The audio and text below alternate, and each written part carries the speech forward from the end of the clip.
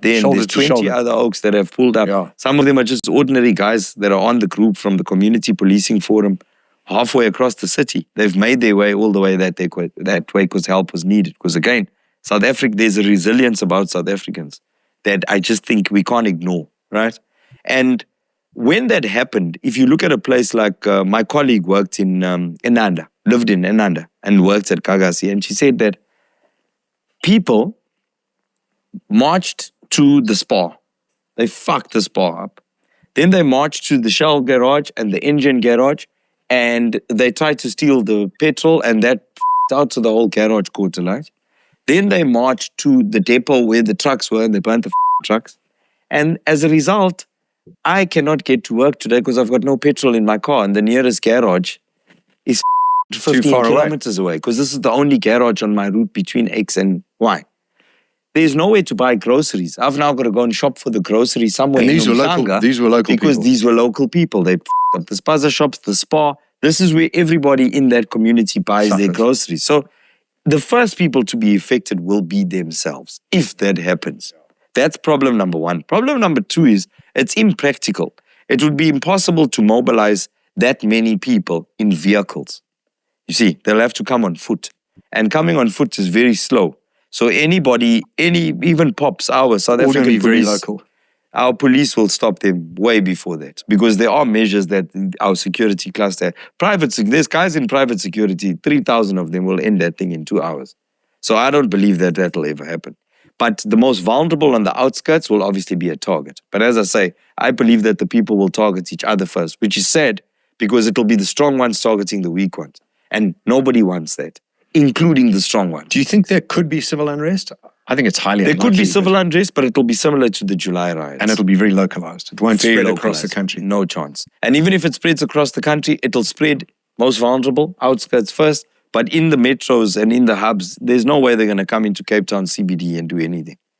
No ways. They'll make it maybe from the airport there halfway across that highway, and then Oaks will get tired, they'll go home.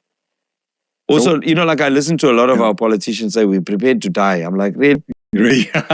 Try dying, then tell me. Yeah, exactly. There's no way you're prepared to die. That's a strong statement to make. So, Warras, you're a dynamic, young, intelligent, good-looking, hot South African. Yeah. I'm a Bali now. You're not a Bali. Are you married? You got kids? No, I'm not married. Single? I've got 3 kids. I've got 2 boys with my ex-girlfriend, first baby mama. One is 16 and the little one is 11. And then I've got a middle son as well with my second baby mama. He's 14. So 3 boys, no girls. I'm working. And where is that school? 2 are at Pinnacle College in Linden, which is in Johannesburg. Pinnacle College is like one of these Curo type chains. Okay. But Pinnacle is expensive, I must be honest. And that's good at sport, good at academics? Good at sport, but lazy. Good at academics. I'd say my eldest really applies himself. That guy, he's got a tutor that he operates with. He said, no, Dad, I need a tutor for this. When he asks me for something, I move heaven and earth to get it for him because he's the type of guy that, like, if I supply him with the tutor, he will maximize on how much. So if he says he wants a book, you get him the book because you know he's going to. And I know the result that he comes with at the end of these exams for maths and physics is going to be amazing because I've given him all the tools he needs. The little one is a genius. He's got some sort of photographic memory. He's left-handed. And the middle one is also really, really smart. I mean, in his younger years, he was like top 3 in his class. So they're very good. They're good boys. They don't misbehave. They're very well behaved. I was speaking to Prince about it earlier, where I was saying, the importance of being a father, having a father figure in your life, rather, cannot be understated. Like I look at my kids and I listen to people tell me about their kids who are like a similar age. I had my granddad. My dad passed away in 1994. So I was like 8. And your granddad was part of your life? My granddad was my oak. Yeah, he's part of my life till beyond matric. Then he passed away. But I think the lessons had already been instilled at that stage. Also, like I'd say I've never really been somebody that's for drugs. I drink, but I've never abused alcohol. I don't have any vices per se. I smoke a vape. I used to smoke cigarettes. So I'm a good boy No, vertical vice.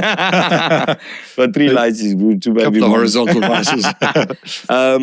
But yeah, like, I'll probably will get married. Just find a wife. Yeah. They're few and far between these days. Streets are full of hoes. But Didn't you say that on Twitter X? I did. And I meant it.